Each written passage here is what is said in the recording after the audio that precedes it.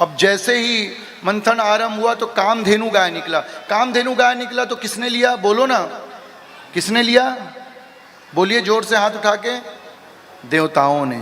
किसने लिया? देवताओं ने। गजराज निकला, किसने लिया? देवताओं ने। एक बड़ी सुंदर स्त्री निकली। अब वो जैसे ही स्त्री सुंदर निकली तो चारों तरफ हल्ला मच गया कि हम शादी करेंगे, हम ब्याह करेंगे। इतनी सुंदर थी वो। तो वो देवी कहने लगी एक एक और खड़े हो जाओ, एक तरफ राक्षस एक तरफ देवता। वो कहने लगी कि मैं बारी बारी से आऊंगी, मेरे हाथ में वरमाला है और जिसे मैं पसंद करूंगी उसे वरमाला पहनाऊंगी। देवता राक्षस खड़े हो गए। मैया बीच से गुजरती है, सबका सिर ऊंचा, सीना फूला हुआ। पहले राक्षसों के पास जाती है, लौट आती है, देवताओं के पास जाती है। आगे जाते जाते जैसे ही मैया निकलती सबका सिर नीचा हो जाता, सीना चिपट जाता। एक पुरुष उस बीच में बैठा था जिसका सिर नीचे था और सीना एकदम झुका हुआ था। मैया जाती है, वरमाला पहनाती है। जैसे ही मैया वरमाला पहनाती है उसने सिर ऊपर किया और चारों ओर देखा। बोलिए विष्णु भगवान की जय हो।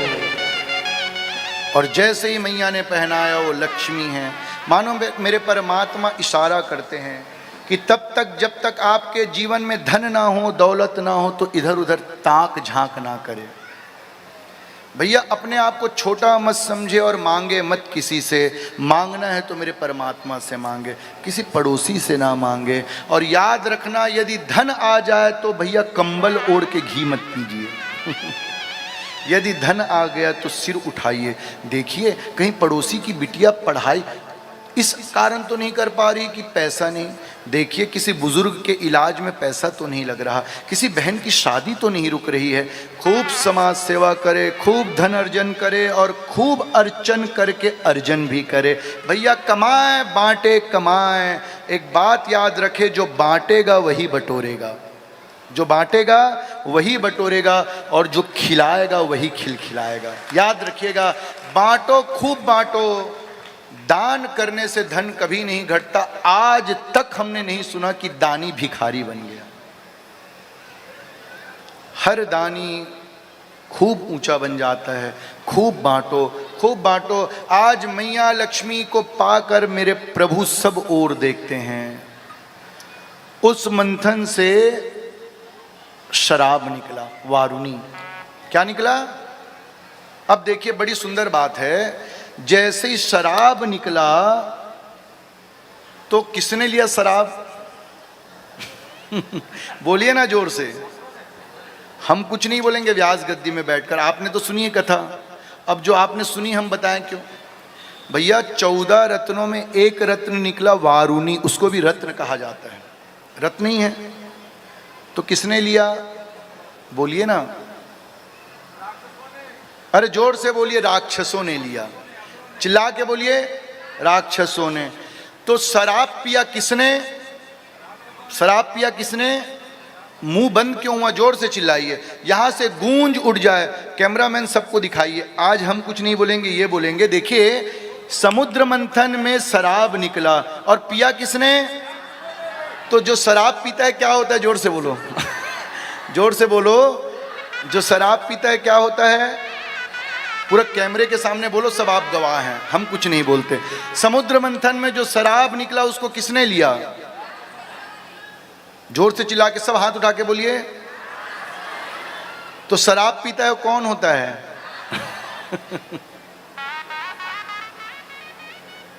आज यहां से गूंज उड़ जाए कि जो शराब पीता है वो राक्षस होता है। ये सच है। क्योंकि भैया धूर्तता आती है और सच कहता हूं, जो बेहोशी को पसंद करता है वो राक्षस ही तो है। याद रखिएगा, आपके जीवन में होश हो। होश का ताप बड़े से बड़े वृत्ति को जलाकर खाक कर देता है। और होश में जो व्यक्ति रहता है उसके जीवन में कभी पतन नहीं आ पाता, क्योंकि सदैव होश ही आपको उत्कृष्ट बनाता है। आज धीरे धीरे मंथन आरंभ हुआ और लक्ष्मी कौस्तुभ पारिजातक सुरा धनवंतरिश्च चंद्रमा धेनु काम दुधा सुरेश्वर गजो रंभादि देवांगना अश्वः सप्तमुखो विषं हरिधनु शंखो अमृतं चाम्बुधे रत्नानीति चतुर्दश प्रतिदिनं कुर्वन्ति नो मंगलम। श्रीमणिरंभावारुणीयमी शंख गजरात कल्पद्रुम शशिधेनु धनु धन्वंतरि विषबाज। ये 14 रत्न निकले और अलग अलग पात्र। जाकी रही भावना जैसी प्रभु मूरत देखी तिमि तैसी। जिसकी जैसी भावना वैसी प्रभु को लोगों ने मान लिया। और अंत में निकला अमृत का कलश धन्वंतरी जी ने लिया अपने हाथ में। देवताओं और राक्षसों के बीच खूब युद्ध हुआ। अंत में भगवान मोहिनी अवतार लेकर आते हैं। कहते मूर्खो एक साथ अलग अलग बैठो, अलग अलग बैठो। एक तरफ राक्षस एक तरफ देवता। और सबसे पहले राक्षसों के पास गए मेरे परमात्मा और कहने लगे सुनो ये समुद्र से निकला है अमृत है तो क्या हुआ, इसके ऊपर में पानी है, समुद्र का पानी है। और याद रखना ऊपर ऊपर का मैं पहले देवताओं को पिलाती हूँ, अंत में गाढ़ा गाढ़ा तुम्हें पिलाऊंगी। ये मूर्ख राक्षस मान गए। याद रखिएगा आज जितनी संख्या है कल उतनी नहीं थी।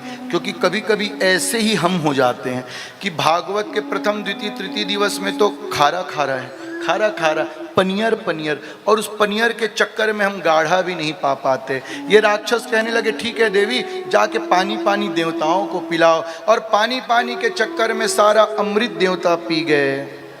राहु को पता चल गया, सूर्य और चंद्र के बीच जाकर बैठ गया। परमात्मा ने अमृत पिलाया, बाद में सिर काट दिया। परीक्षित कहते हैं ये कथा हमें समझ नहीं आई। वो भगवान है तो जाने क्यों नहीं, और जाने तो पिलाया क्यों, और पिलाया तो मारा क्यों।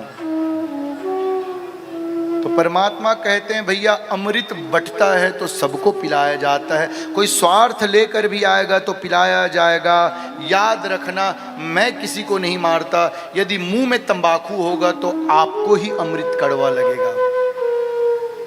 राहु के मुंह में तंबाकू था, रोग था, और मानस रोग है। जिसको मन का रोग है उसका पतन स्वयं हो जाता है। आज राहु कट गया, 2 भागों में बट गया, राहु केतु बन गया। याद रखिएगा अमृत पीना है और उसमें स्वार्थ रखेंगे, कामना रखेंगे, लोभ रखेंगे तो ये अमृत भी जहर बन जाएगा। आज कल्याण करते हैं परमात्मा, खूब युद्ध होता है देवताओं और राक्षसों के बीच।